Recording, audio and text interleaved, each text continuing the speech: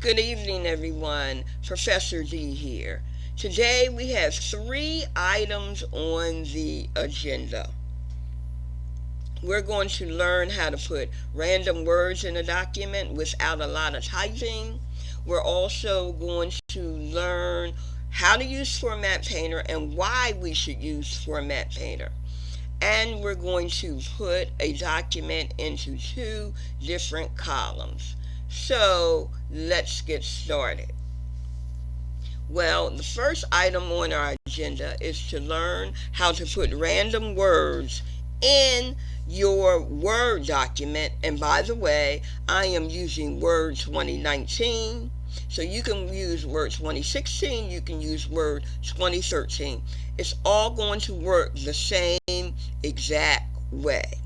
So to put random words, we're going to type the equal sign RAND, open and close paren, and enter. Now the reason why we're putting the random words in this document is so that we don't have to do a lot of typing. So let's do it 2 more times. Equal sign RAND, open and close parentheses, and then enter. And 1 more time, equal RAND, open and close parentheses, enter. Alright, so we have our random words in our document. Now the next step on the agenda today is put the insertion mark that you see blinking, blinking, blinking right before the word video. Press enter twice and then arrow up 1 time. And then I want you to type the words video part 1. Alright, so we have the words video part 1. Once we have those words, we're going to highlight those words. We're going to make sure that on the ribbon, really it's above the ribbon, the home tab, make sure we're on the home tab above the ribbon.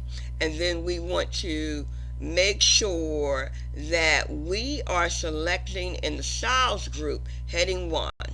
And it's going to change our font. Okay, so we want to go to the font group now, and we're going to change the color to green accent 6, and I want to show you that. If I put my mouse right on that particular color, the tooltip will come up and it says green accent 6, darker 25. So that's the color we want, and then we want to make our font bold. So we see we have the heading 1, we have green, accent 6, darker, 25, and we have that font as being bold. Now we want to scroll down till we see video again. We want to enter once, and we want to arrow up once, and we want to put the words video, part 2. And we're going to arrow down, and we're going to find the words video again. And we're going to enter once.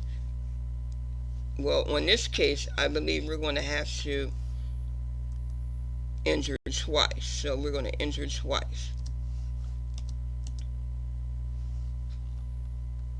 Let me just undo here because I don't want to confuse you.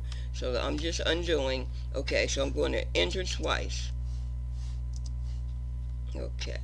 Now I should be able... in my case, I had to enter 3 times, and I'm going to arrow up once. So enter 3 times, arrow up once, and then type video part 3.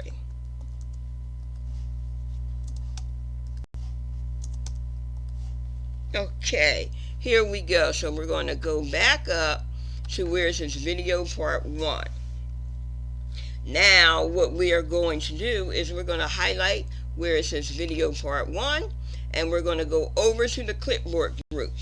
In the clipboard group, we have a command that is called Format Painter, and it looks like a paintbrush. What this will do is it will give you all the formatting that you have put on video part 1 on those words, and then when you brush video part 2 with the paintbrush, it will give you all the formatting so that you don't have to go to the heading and put heading 1 and then go to the font group and put font group green accent 6 darker 25 and then make it bold. So you don't have to do this manually if you know how to properly use Format Painter.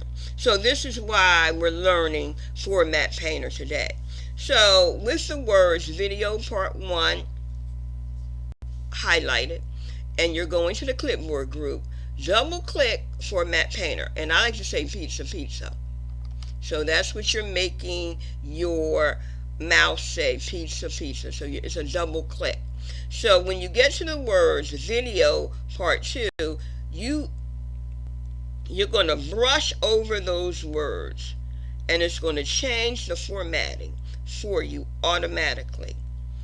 Then you're going to go down to where it says video part 3, and you still should have your paintbrush, just like I do, and you're going to paint over those words, and it gives you those particular words that you can paint. Now, to get rid of that paintbrush, and you can still see it on my screen, you just press escape on your keyboard. So let me just prove to you that it changed the formatting exactly like video part 1. So this is video part 3. I'm going to highlight it. You see it has heading 1. If we go to the font group and we click on the font color, you see it's already highlighted. Video part 3 has the correct font color, and you can see it's bold. Now let's double check video part 2.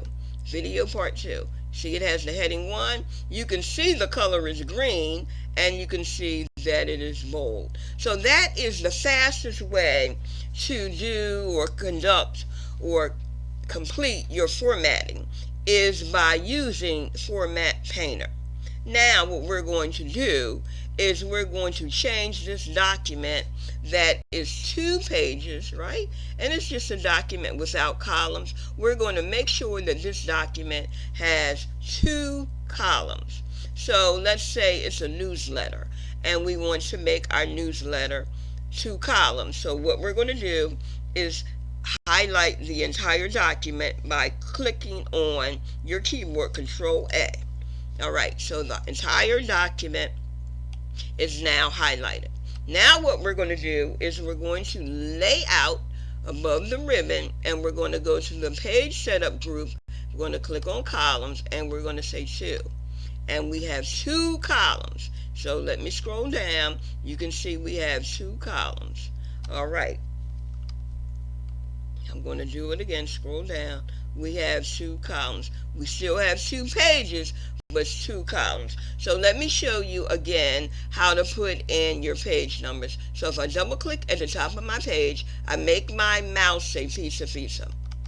There it is. My header is open. And you know that the header is open because it says header, and the body of your document looks grayed out.